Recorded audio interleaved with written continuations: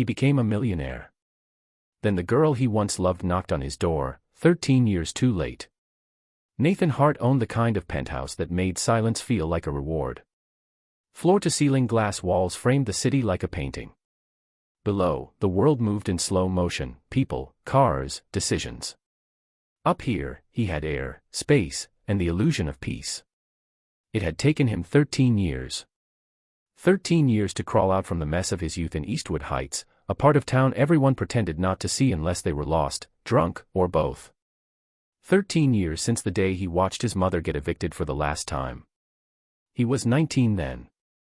Since that day, something inside him had been screaming, never again. Now, at 32, Nathan was worth $48 million on paper and twice as much in the kinds of deals no one tracks on spreadsheets. Real estate, mostly. He bought low in dead zones and waited until the world realized they needed what he already owned. But none of it ever felt finished. He had the money, the glass elevator, the wine fridge no one used. And the bed that only ever had one side disturbed. That Thursday evening, he stood barefoot on the heated concrete of his rooftop patio.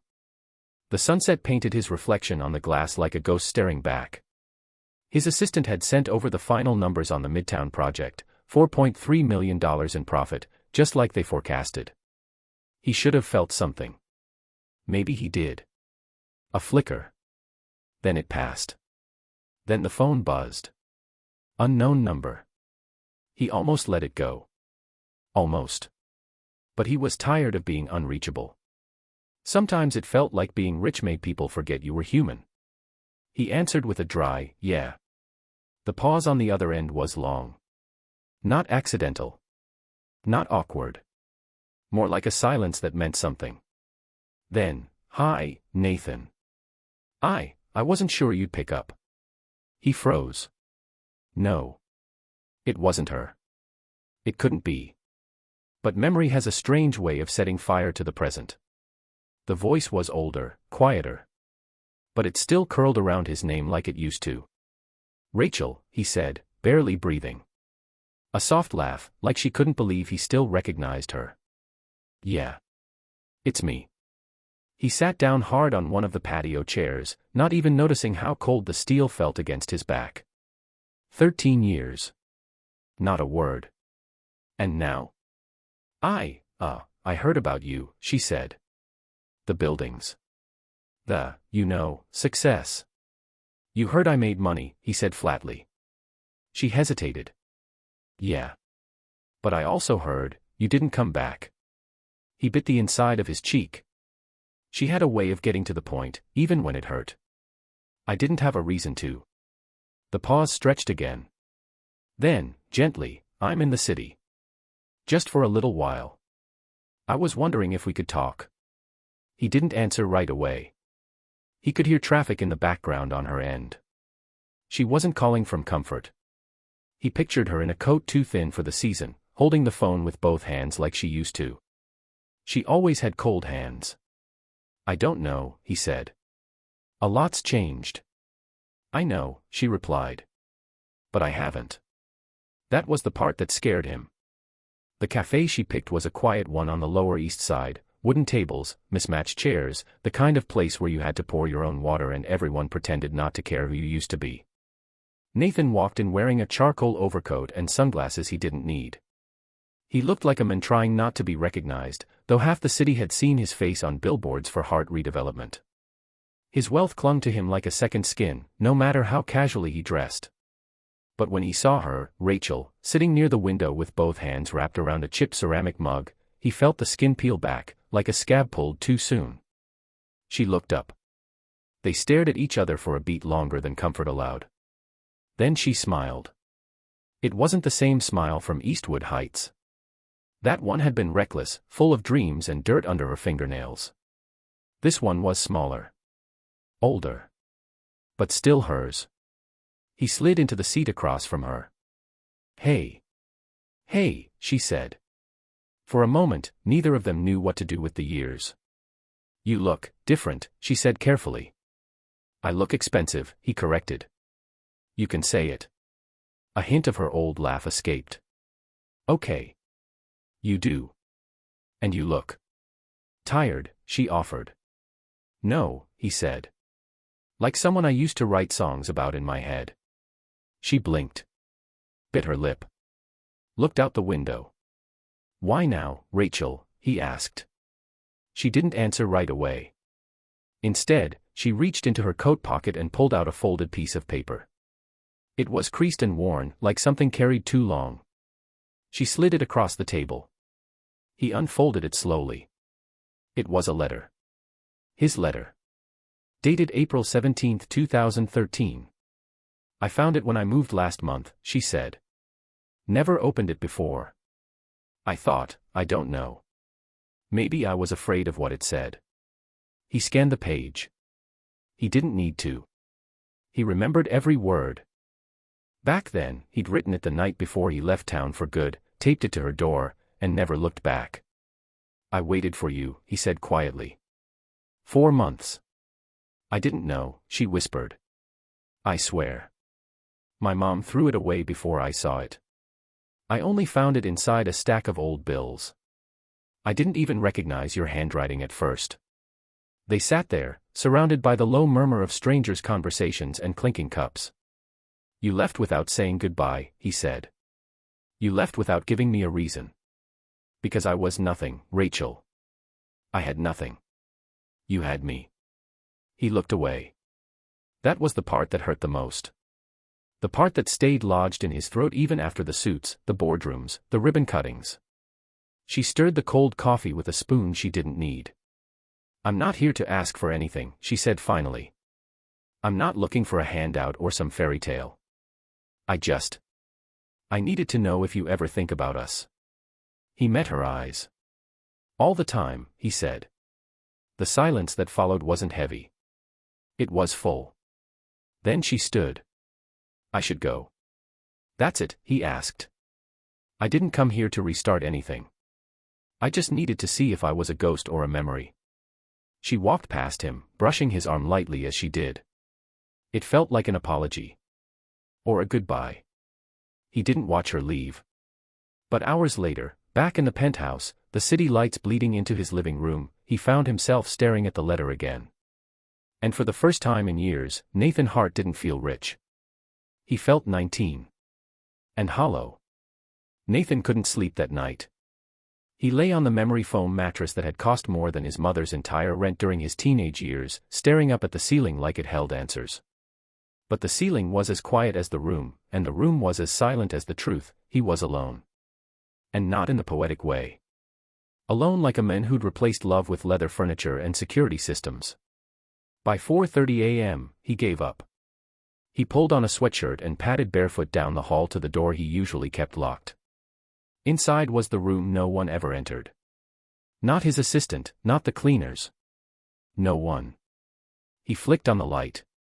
The walls were covered in sketches, some framed, most just pinned, buildings that never got built, ideas from his early days in a borrowed studio downtown. A few were in Rachel's handwriting. She'd labeled them when he used to draw on napkins at the diner. Hard House Number 3, glass walls, soul included, one read. He touched that napkin now, the ink faded, but the meaning still fresh. There were photos, too. Not many. He'd destroyed most after she didn't come looking. But a few had survived. One was taped to a black sketchbook, Nathan at 20, his arm around Rachel at a block party, both of them covered in paint from a mural they'd volunteered to do on a school wall. The school had since been bulldozed for condos. He sat down in the old armchair, the only piece he'd brought from Eastwood. The stuffing was shot and one leg wobbled, but he kept it anyway. It reminded him who he used to be. Who he might still be beneath the polish. And that was the terrifying part. Because Rachel had looked at him like she saw all of it. Not the money. Not the articles. Him. The kid who once tried to design a better bus stop because his mom had passed out waiting for one. The man who left love behind because he believed success couldn't survive in its presence. He pulled out his phone. No new messages. No missed calls. He scrolled to her name, just added back last night after their meeting. His finger hovered over the screen. Instead, he opened a text window and wrote. What if I told you I never stopped thinking about the version of me that made you laugh in that mural picture? Then he deleted it. Too poetic. He tried again. You're not a ghost. You're an echo. And it won't stop. Deleted. God, what was he doing? He tossed the phone onto the floor. It skidded under the chair. That's when he noticed the small envelope wedged behind one of the sketchbooks. Not his. He pulled it out, fingers shaking like they hadn't since the day he signed his first $1 million contract. Rachel's handwriting. He opened it. Inside was a note dated 2 years after he left. If you ever read this, I want you to know, I didn't stay away because I stopped loving you. I stayed away because I didn't think I belonged in the world you were building. His breath caught. The world he was building. He had built it for her. And in doing so, he'd made sure she wouldn't recognize it anymore. By sunrise, Nathan was already dressed. Dark jeans. No suit. He looked less like Hart the tycoon and more like Hart the kid who used to sneak into construction sites with blueprints under his arm. He left the penthouse without a destination. But part of him already knew where he was going. Back to Eastwood Heights. Eastwood hadn't changed much. Not in the way Midtown had, not like the skyline Nathan now claimed pieces of. The liquor store was still there, its neon sign flickering like an apology. The same corner boys, just different faces. The same bus stop, still cracked, still without a bench. Nathan parked 2 blocks away and walked. He passed the lot where his mother's apartment used to stand, now just gravel and weeds. For a second, he could still hear the shouting through thin walls, smell the overcooked rice, feel the cold linoleum under his bare feet. It wasn't nostalgia. It was residue. He stopped at the school next. Or what was left of it. It was fenced off, tagged with graffiti, roof half caved in. The mural was gone. Painted over during one of the city's half-hearted revitalization projects. But the brick still held a faint outline of the figures they'd drawn, a child reaching up, a son behind him. Rachel had insisted on that part. We need something reaching, she'd said. Now all that was reaching were weeds. He didn't stay long. He walked deeper into the neighborhood, not entirely sure what he was looking for, until he found himself standing in front of a small second-floor walk-up. Her address. He'd found it last night. Searched her name until it popped up in a tenant registry. He hadn't planned to come here. But then again, he hadn't planned on keeping that letter all these years, either. He knocked once. Then again. A curtain shifted upstairs. The door opened a minute later. Rachel stood there in sweatpants, her hair tied up, mascara faintly smudged like she'd forgotten she wore any. Her expression flickered from shock to confusion to something unreadable. You came, she said. You left a letter in my sketchbook, he said. I figured it was fair. She stepped aside. He entered. The apartment was small. Not dirty, not broken. Just lived in. The kind of place with hand-me-down furniture and mugs that didn't match. He could hear a radio playing somewhere in the back, old soul, maybe Otis Redding. She offered him a seat. He didn't take it. I went back to the mural, he said. What's left of it? Her eyes dropped. I wanted to see if it still meant something. Did it? I think so. They stood in silence. It stretched, but this time it wasn't uncomfortable. You wrote, he said. You said you didn't think you belonged in the world I was building. She looked at him now. Not like a woman caught off guard. Like someone ready for whatever he was going to say next. I built that world for you, he said. To impress you. To come back and show you I wasn't just another kid with empty hands. Her voice cracked when she replied. But that's the thing, Nathan. I fell in love with the kid with empty hands. He sat now. Slowly. Like the weight of that sentence had broken his knees. I spent all these years trying to earn the right to come back to you, he whispered. She reached out, brushed her fingers across his. You didn't need to. His hand turned over, held hers properly. The touch was quiet, but electric. Familiar, yet new. Like they were speaking a language they hadn't used in a long time, but never truly forgot. I'm scared, he admitted. Of what? That I don't know how to be that person anymore. She smiled, not wide. Soft. Real. Then let's figure it out, she said. From here. Not from some penthouse. From where it still matters. Nathan looked around the room again. No marble countertops. No award plaques. No security. Just her. And maybe, just maybe, that was finally enough. For 2 weeks, Nathan disappeared from the headlines. No press releases. No red carpets. His assistant fielded questions with vague replies about personal time and strategic planning, but the truth was simpler. He was rediscovering the part of himself that had nothing to do with mergers and everything to do with mornings spent in Rachel's kitchen, burning toast and arguing about whether Fleetwood Mac was overrated. They didn't label it. Didn't try to explain it. They just were. And for the first time in over a decade, that felt like progress. But real life never waits patiently in the hallway. One Thursday afternoon, Nathan's phone buzzed nonstop. He ignored it until Rachel slid the screen across the table with a raised brow. That's the 4th call in 10 minutes. He sighed, picked it up, and stepped outside to answer. His CFO's voice was tight. Midtown Tower caught fire. Electrical fault in the 6th floor wiring. No one died, thank God, but the press is all over it. Someone leaked your name as the lead architect behind the cost-cutting design. Nathan's stomach sank.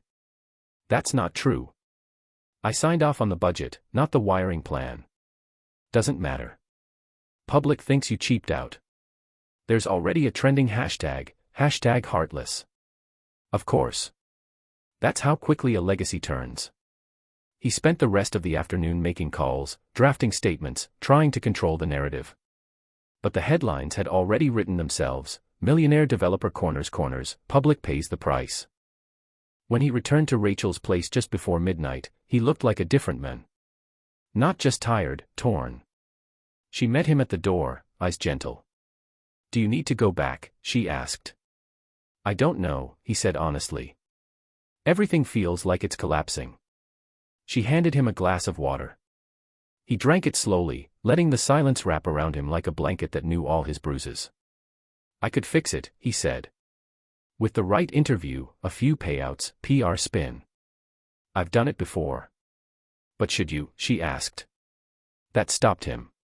He stared at her. The woman who once told him he was more than ambition. The girl who believed in him before he had anything to offer.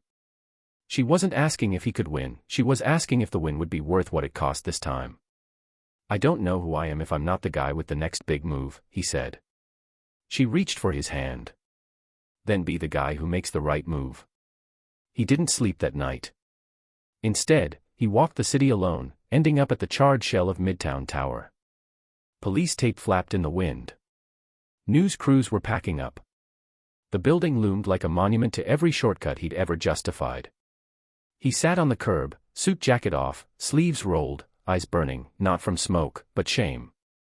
A construction worker passed, didn't recognize him, and muttered, "Rich guys never pay for this stuff." Nathan didn't correct him. Because maybe he was right. Maybe it was time to. By Monday morning, Nathan Hart was back in the headlines, but not the way anyone expected. He called a press conference. No PR team. No script.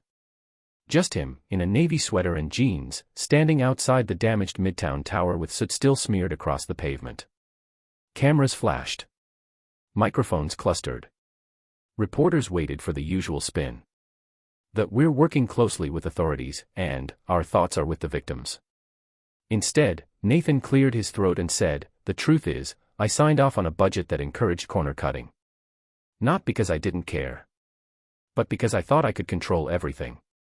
That froze the crowd. He continued, voice steady, but raw, this building reflects a piece of who I became, a man more concerned with winning than with doing right. And that ends today. Murmurs rippled. A few gasps. One reporter shouted, are you admitting liability?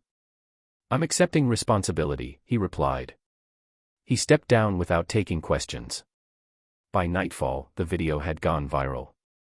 Not because of outrage, but because of how rare it was to hear someone rich say, I was wrong. He lost 3 major investors in the next 48 hours. 2 more projects stalled. His board panicked. Rachel, watching the fallout unfold from her couch, looked up as he walked through the door. He was pale, but calm. "I'm proud of you," she said. He nodded, sat beside her, leaned into her shoulder. "I think I just torched half my empire." "Maybe it needed burning," she whispered. They didn't talk more that night. Just held each other in the silence. Not as broken people, but as survivors of versions of themselves they no longer wanted to be. The following week, a lawsuit dropped. Nothing catastrophic, but it confirmed what Nathan already suspected: his wealth had been built, in part, on decisions made by a younger version of himself too eager to rise to care about who he stepped on. He started selling off parts of the company. Not because he had to, but because it felt right. He redirected funds to fix the tower, real contractors, real oversight. He refused to pass the cost off to insurers. When one of the investors offered him hush money to bury the deeper details, Nathan mailed back a handwritten note: "Some debts can't be settled in silence." He moved out of the penthouse. Kept only what he needed. Rachel helped him pack. At one point, she held up an old photo of them from the block party, smiled softly, and said, "You know, I used to think we missed our moment." He looked at her, then back at the photo. "Maybe we did. But I think we're making a better one now." They didn't kiss. Not then. Some moments are too full for easy endings. But when he took her hand and led her out of the building, just the two of them, no entourage, no future planned, there was something undeniable in the air. Not romance. Something older. Stronger. Redemption. 3 months later, Nathan Hart stood in a room with no chandeliers, no catered shrimp trays, no velvet ropes. It was a community center. Eastwood Heights. Paint still fresh on the walls. Kids running past with art supplies. A chalkboard on one side of the room read in messy, hopeful handwriting, "Welcome to Hart House." He hadn't named it that. Rachel had. "It's what you called it in your old sketches," she said. "Might as well make it real." She stood beside him now, clipboard in hand, hair pulled back, eyes brighter than he'd seen them since their mural days. Hart House wasn't a nonprofit PR stunt. It was real. Part after part of Nathan's old portfolio had been sold off to fund this: a free after-school center, workshops for teenagers with nowhere else to go, job training programs for single parents, and a mentorship network made up of former inmates and recovering addicts turned tradesmen. He didn't run it. He didn't need to. He just showed up. Cleaned bathrooms. Taught occasional workshops about city planning. Helped a kid build a model bridge out of popsicle sticks and cardboard. That day, a woman approached him near the doorway. Older, worn but dignified. She introduced herself as Malik's grandmother. "I just want to say thank you," she said. That boy had anger in his bones. But he comes here, and he talks about blueprints and zoning codes like they're magic spells. You gave him that. Nathan looked at her and smiled. "I think he gave that to himself. I just made space." She squeezed his arm and walked away. Rachel came over with 2 plastic cups of lemonade. "You always were good at building space for people. I just didn't always know what to fill it with," he said. She clinked her cup against his. "Looks like you figured it out." He chuckled. "You think this makes up for all of it? The missed years?